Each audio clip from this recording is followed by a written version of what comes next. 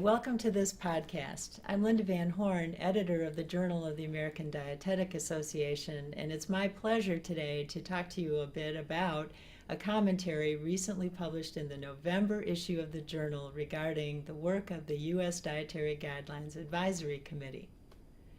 The Dietary Guidelines for Americans are federally mandated in coordination with the USDA and the Department of Health and Human Services to provide evidence-based advice to promote health and reduce risk of major chronic diseases through optimal diet and regular physical activities.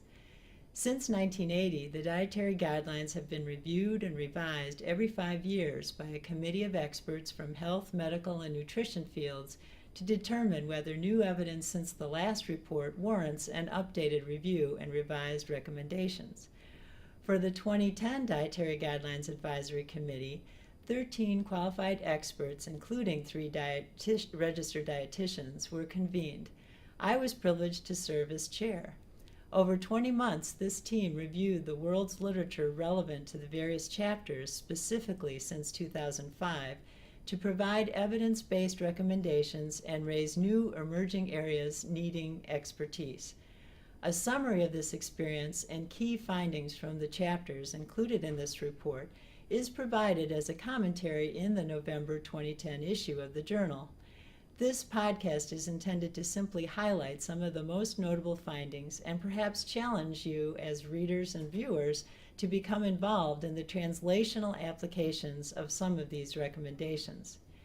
Stated most generally, the 2010 U.S. Dietary Guidelines advocate nutrient density and energy balance to promote good health. To the uninitiated, it might be tempting to suggest that not much has changed over the past 25 years, since even in 1980 such advice was given. This would be an inaccurate assumption. Why? Well, first of all, this report is entirely evidence-based. The USDA Nutrition Evidence Library, or NEL, was established in 2009 and was used for answering 130 of the 180 scientific questions. Many of the reviews incorporated the Evidence Analysis Library of the ADA, as well as major systems and national databases. Second, it addresses for the first time an unhealthy American public. 72% of women and 64% of men are currently classified as overweight or obese. This report is written entirely through the filter of an obesogenic environment and the need to address this problem. Third, it includes a strong emerging evidence base on infants, children, and pregnant women. All previous reports address the population age 2 and older. Given the advance of data, evidence-based recommendations can increasingly address maternal, fetal, and infant nutrition goals. Fourth, it was conducted in a completely transparent manner. 6 public meetings, webinars, data online provide access locally, nationally, and even internationally. It's all there if you want to take a look. Fifth, it includes 2 new chapters, one called the Total Diet chapter and the other the Translational Implementation chapter. As those titles would suggest, these were decided upon by the group as a consensus to help address how to take the recommendations and apply them to the population at large. Sixth, it includes 12 USDA food pattern modeling analyses to help address the matters of practicality and nutrient adequacy. Where epidemiology data stop, the modeling data fill in the gaps and missing information related to how do you actually apply these recommendations in the real world. What has been the U.S. response to the previous dietary guidelines? Well, this can be illustrated in 2 slides. First, what we see is that energy balance and weight management have changed over time. Unfortunately, over the last 30 years, the American public has increased their caloric intake by 617 calories per day.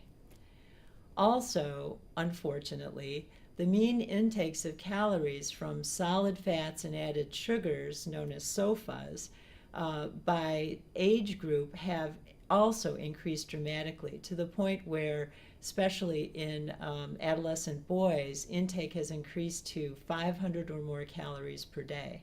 Whereas the consensus of this advisory committee is that most people should consume no more than 10 to 15% of their calorie intake from solid fats or added sugars.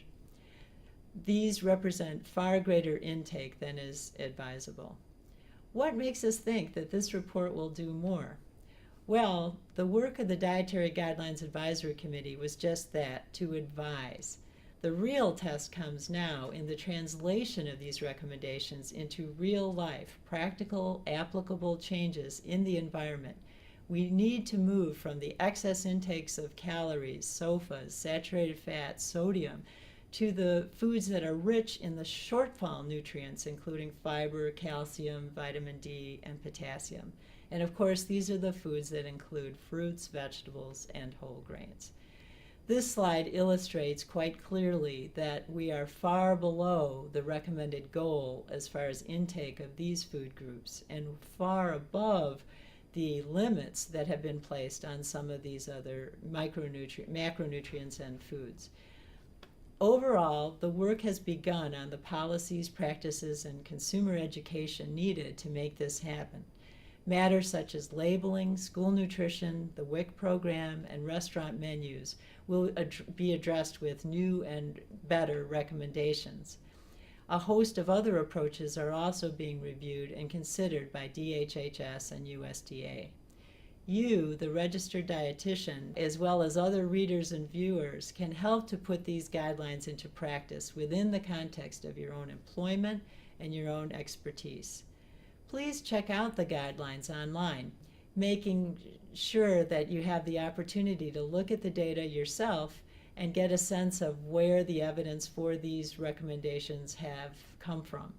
Together, we can help provide both the scientific rationale and the translational approaches needed to make these guidelines hit the mark and make a difference in this nation's health. Thanks for joining.